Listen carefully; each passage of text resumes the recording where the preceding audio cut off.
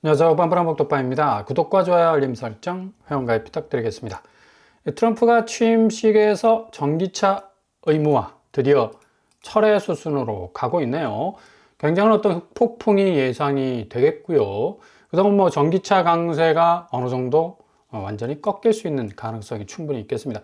테슬라를 제외한 후발업체, 특히 또 현대, 기아차 역시도 이런 영향을 받을 수밖에 없겠는데, 행정명령 통해서 IRA 축소할 전망이고요. 이게 국내차 배터리 업계 역시 상당 부분 어려움을 줄 수 있는 그런 요인이 될 수가 있겠습니다. 대신 미국에 직접적인 어떤 투자를 하면 또 유예할 수 있는 또 여지도 줄 수 있기 때문에 거의 미국 본토 자체가 모든 세상의 자본을 끌어들이는 블랙홀과 같은 그런 어떤 역할 충분히 할 수 있을 것으로 보입니다. 이런 이유 때문에 니콜라나 루시드 역시 테슬라를 제외한 전기차 일제히 급락 양상을 보이고 있고요.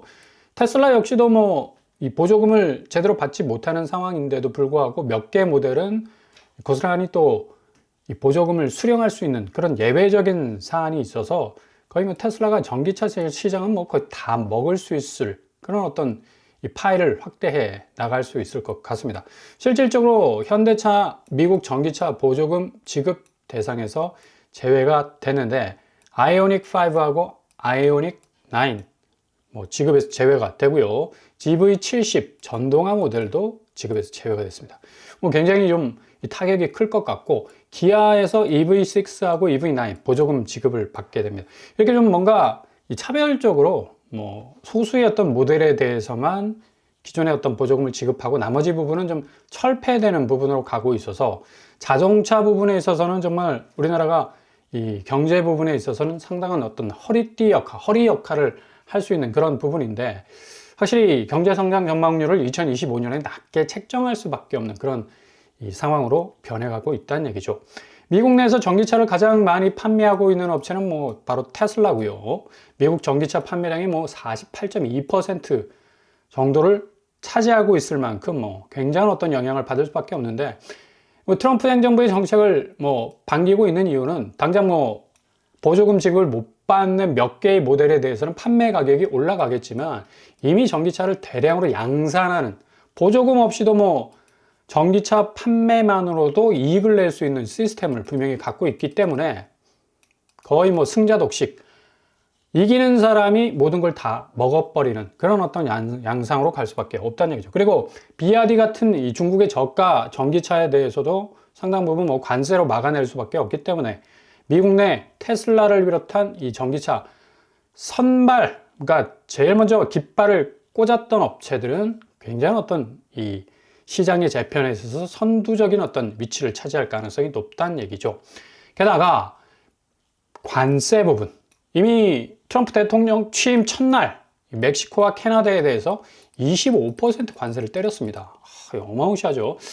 아마 이 멕시코와 캐나다가 제일 먼저 선제적으로 트럼프에게 달려가서 이 관세 부분을 좀 유예해달라는 제스처를 취하면서 협상을 했던 것 같은데, 전혀 이게 먹히지 않았던 것 같고요. 결국 캐나다 총리까지 물러나는 상황, 25% 관세를 그냥 쳐맞는, 그러나 굉장한 어떤 충격에 쌓이게 됐는데, 중요한 건 세계 각국의 10%에서 20% 정도의 보편 관세를 첫날부터 꺼내지 않았습니다. 네, 전제가 있죠. 결정되면 빠르게 실행하겠다라는 부가 방침을 분명히 했다라는 점.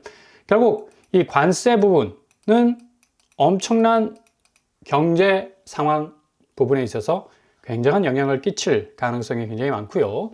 이미 바이든 정부가 내렸던 78개 행정명령을 일괄 폐지할 만큼 트럼프는 거의 불도저식으로 밀어붙이는 정책을 지금 추진을 하고 있습니다.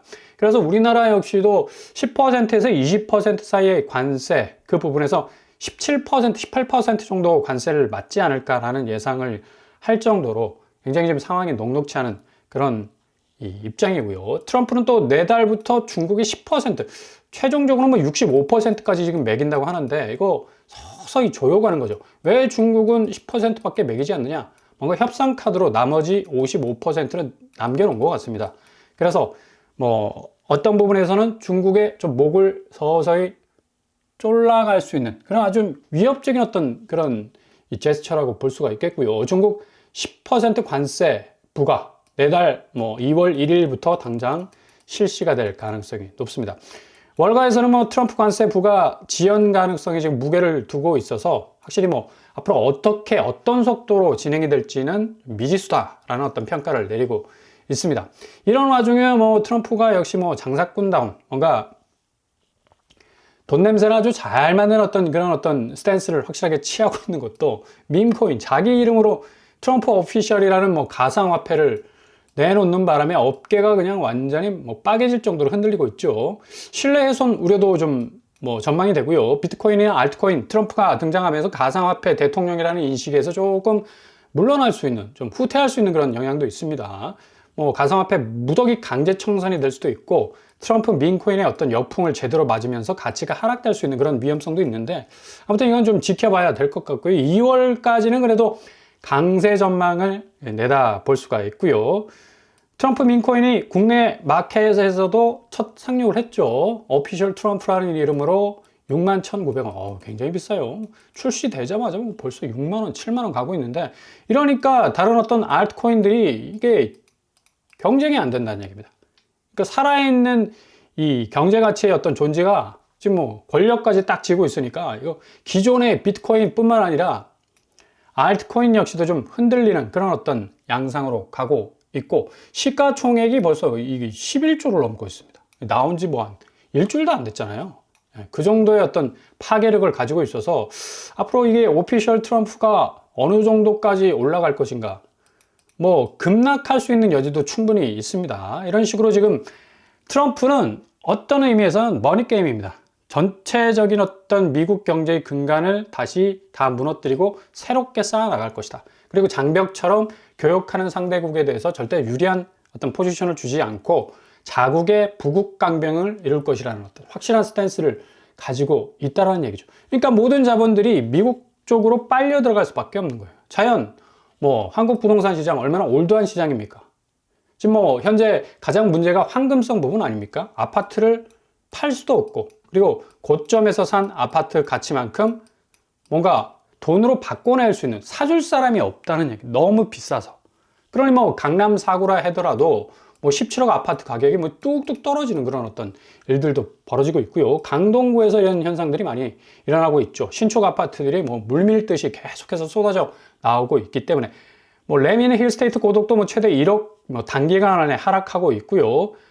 올림픽 파크 포레온 역시도 입주 프리미엄을 확실하게 가져가지 못하는 조금은 보합적인 어떤 가격 상태를 유지하고 있기 때문에 전국 단위의 매매, 전세가 계속해서 하방 압력을 받고 있어서 강남도 무사하지 못하다라는 어떤 말까지 나오고 있다는 얘기입니다. 결국 이 모든 이 한국 부동산의 기저의 어떤 불안한 요소는 결국 관세 문제.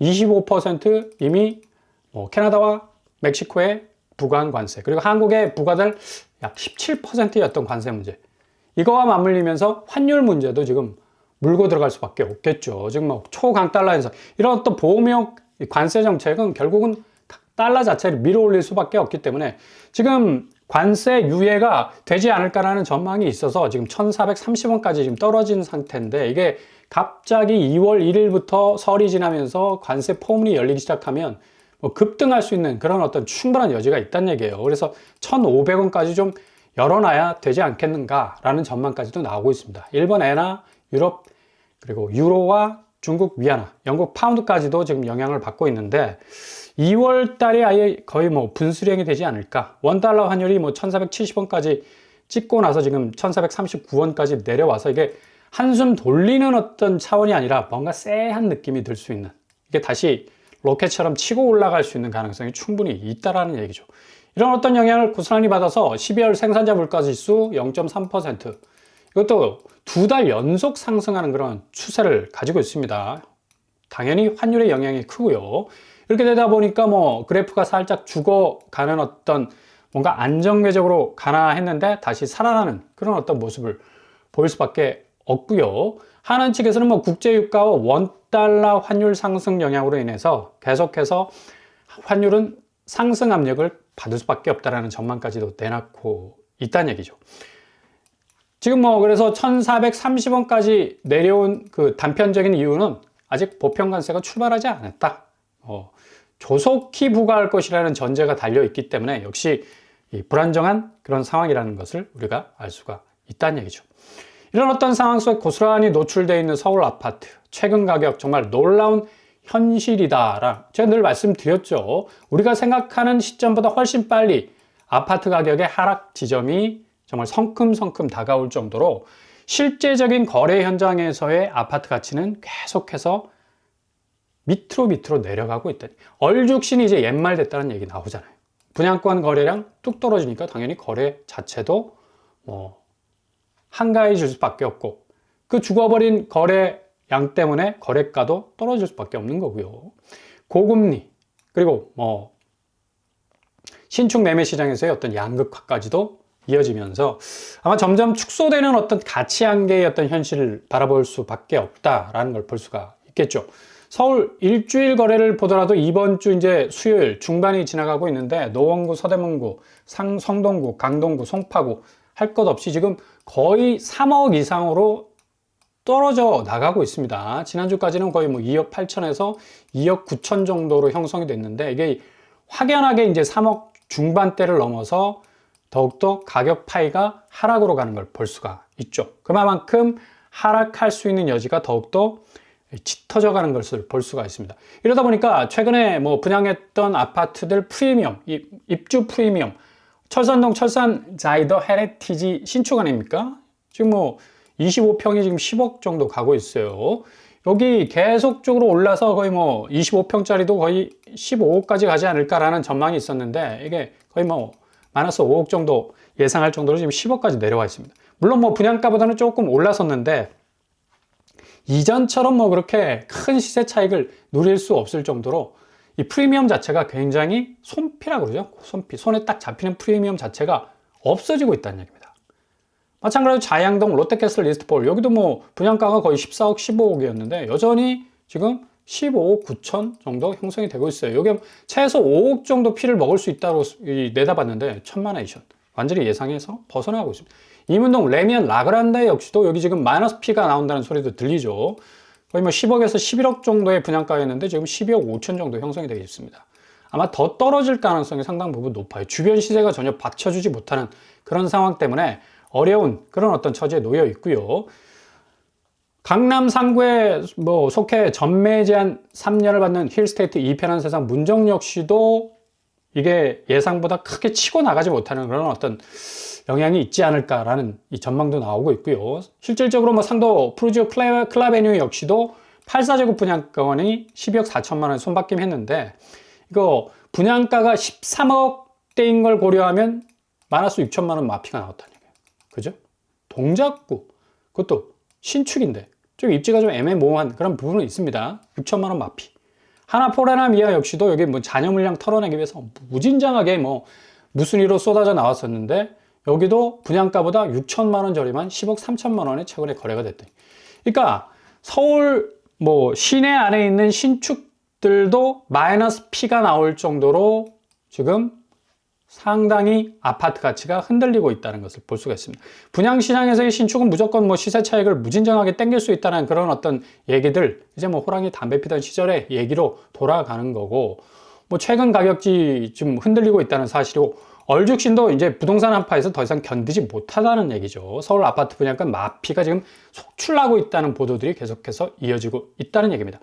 이런 의미에서 오늘 서울 아파트 매물량 아주 의미 있는 포인트가 나왔죠. 드디어 9만 건을 찍었습니다. 계속해서 8만 8천에서 8만 9천 건으로 어프 그냥 물에서 솟았다 다시 들어갔다 하다가 결국 9만 건 찍었어요. 이제 2월 달 되면 이게 10만 건으로 올라설 가능성도. 10만 건은 이게 심리적 저지선이라고 말씀드렸죠. 부동산에서 서울 아파트 매물이 10만 건 정도 쏟아져 나왔다는 건 집주인들로 하여금 투매 현상. 이제 이 상황에서 내가 그동안 버텨왔던 호가 더 이상 내려놓고 다시 가격을 새롭게 조정해서 던져버려야 되겠다. 그리고 빨리 탈출해야 되겠다는 이 조급함이 몰려올 수 있는 그런 어떤 숫자라는 얘기입니다. 이 9만 건까지 오늘 1월 22일 찍었다라는 것은 상당한 어떤 의미가 있는 부분이라 말을 할 수가 있어요. 지난 2024년 11월에 9만 건 돌파해서 3년 만에 최다라고 했는데 결국 올해 2025년 1월에 들어서면서 다시 9만 건을 돌파하고 있는 그런 양상을 보여주고 있죠. 거래 절벽 심화되는 것 11월부터 계속 지금 지속이 되고 있다는 얘기입니다.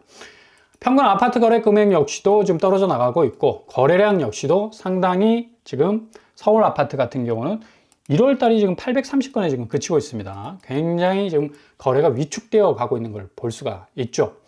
이렇게 부동산 자본이 고스란히 묶여 있고 뭔가 제대로 돌지 않는 현상은 금융시장에서도 나타나고 있는데 오늘 코스피는 외국인들이 91억 정도를 사주고 있네요. 사는 것도 좀 너무 이게 굉장히 좀 파이가 적죠. 대신 개인이 2,300억을 지금 빼고 있습니다. 네, 그 정도로 뭐 서학개미들이 뭐 미국 증시 쪽으로 빼는 어떤 경향도 있지만 일단 뭐 단타들이 많으니까 숏으로 가서 들어갔다 나와서 시세 차익을 챙기는 그런 어떤 이 기류가 형성이 되다 보니까 외국인들이 좀 사는 분위기면 개인이 빠져나가고 개인이 좀 사는 분위기면 외국인이 빠져나가는 그런 시소 현상이 계속적으로 이어지고 있다는 얘기입니다. 오늘 뭐 SK 하이닉스가 22만 원까지 올랐네요. 삼성전자 역시 답보하는 상태고 지금 뭐 초반에 말씀드린 대로 전기차 보조금 폐지가 됐음에도 불구하고 LG 에너지 솔루션 뭐 2차 배터리 부분도 예상외로 올랐습니다. 근데 이게 장기적으로 갈 궤적은 아니라고 봐야죠. 뭐 현대차, 기아차 대부분 뭐 선방을 하고 있는데 앞으로 뭐 넘어야 할 산들이 너무나 많기 때문에 앞으로 한국 주식장도 굉장한 어떤 미국의 이 관세 부분이나 또 전기차 보조금 폐지 부분에 대해서 영향을 받을 수밖에 없다. 이러다 보니까 뭐 소비자 심리 지수 뭐 3.0% 상승했다고 하는데 이게 지금 경제 성장률이 기본적으로 잠재적으로 좀 올라서는 측면에서 소비자 심리 지수가 늘어나는 게 아니죠. 이게 좀 단기적으로 좀 반등을 한 것 같은데 대신 가계저축 및 부채 상황에 대한 인식은 뭐 1% 상승하고 1% 하락하는 어떤 이 시소 현상 여기도 고스란히 보여주고 있습니다. 무엇보다도 지금 대한민국 상황이 불안정한 상황, 안개 속과 같은 상황이기 때문에 이렇게 돈의 흐름이 점차적으로 계속적으로 위축되는 어떤 모습 보여줄 수밖에 없고요. 기대 인플레이션 역시도 지금 뭐 3.3%로 전월과 동일하다고 하는데 역시 물가 부분이 심상치 않기 때문에 기대 인플레이션 지수는 계속해서 상승할 가능성 굉장히 많아 보일 수 있다는 얘기입니다. 그러니까 뭐 한우도 당연히 올 성장률 1.9%까지 예상했다가 1.6% 정도로 내렸잖아요. 0.2% 정도, 0.23% 정도 하향을 했는데 소비 등 내수 위축에서의 이례적 경고를 지금 내놨습니다. 1.6이 아마 거의 뭐 1.2 또 뭐 1%대로 다시 하향 조정화 될 수 있을 가능성 굉장히 크고요. 이러다 보니까 지금 뭐 시중은행에서도 지금 뭐 분위기 심상치 않죠. 뭐 전반적으로 5대 시중은행이라고 하면 뭐 연간 이자 수익이 우리 하나, 신한, KB까지 합쳐서 104조까지 됩니다. 어마무시하죠. 이자 수익이. 그러니까 그만큼 굉장한 어떤 이 자본력이 있는 그런 은행인데도 불구하고 희망퇴직을 벌써 받고 있어요. 5억 줄게 나가라. 5대 은행에서 2,000명 넘게 나갈 듯이라는 전망까지 나오고 있습니다. 국민신한, 농협 등 세 곳에서 1,579명 정도 떠나고 있고요. 5억에서 10억 정도 안팎에 굉장히 세게 주네. 그 정도로 이게 지금 이 시중은행도 지금 위태위태한 어떤 그런 이 분위기로 흘러가고 있다라는 얘기죠. 결국 신한과 농협 뭐 희망퇴직자들이 뭐 2배 이상 늘어날 정도로 지금 전체적인 어떤 경기 자체가 굉장히 안 좋은 상황에서 40, 50대 해당되는 분들은 어떻게 해서든 빨리 현금탄을 챙겨서 좀 떠나자라는 어떤 분위기 계속해서 고조가 되고 있고요. 이게 은행뿐만 아니라 전반적으로 모든 대기업과 지금 한국 경제를 둘러싸고 있는 기저의 어떤 흐름이라는 걸 볼 수가 있습니다. 결국 자본을 계속해서 빼서 비축을 하고 다른 곳으로 좀 돌려서 우회하는 어떤 분위기가 부동산 시장뿐만 아니라 금융시장에서도 이렇게 뭐 눈에 띌 정도로 지금 등장하고 있다는 얘기입니다. 이런 이 전체적인 분위기로 보자면 역시 좀 구닥다리 자산 시장은 앞으로 상당히 이 집값 자체가 흔들릴 수 있는 가능성 높고 일단 황금성이 떨어지니까 돈으로 바꿀 수 있는 그런 어떤 속도가 굉장히 느리지 않습니까? 이런 어떤 이유 때문에 금융의 대변화에 의해서 굉장한 어떤 영향을 받을 수 있을 가능성 높다고 보면 되시겠습니다.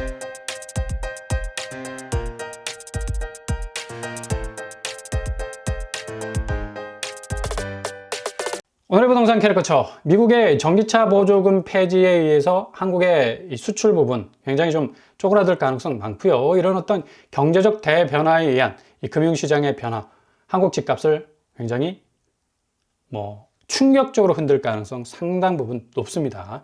이렇게 되다 보면 서울뿐만 아니라 지방 역시도 동시다발적으로 집값의 대조정기는 우리가 생각하는 것보다 더 빨리 찾아올 것이다. 뭐 지금 시중은행의 희망퇴직을 받고 있는 것처럼 전반적으로 경기가 계속해서 악화되는 추이 속에 있기 때문에 경제 펀더멘탈이 받쳐주지 못하는 이 자산시장은 더 길게 그리고 더 높게 갈 수 없는, 어찌 보면 모든 사람들이 생각하는 정상적인 집값이 기대보다 더 빨리 찾아올 수 있는 그런 시기가 다가올 것 같습니다. 오늘도 응원합니다. 항상 여러분의 길이 꽃길만 되실 수 있길 바랍니다. 자, 그럼 빵빵 한번 똑바로 마치겠습니다. 구독과 좋아요 부탁드립니다. 감사합니다.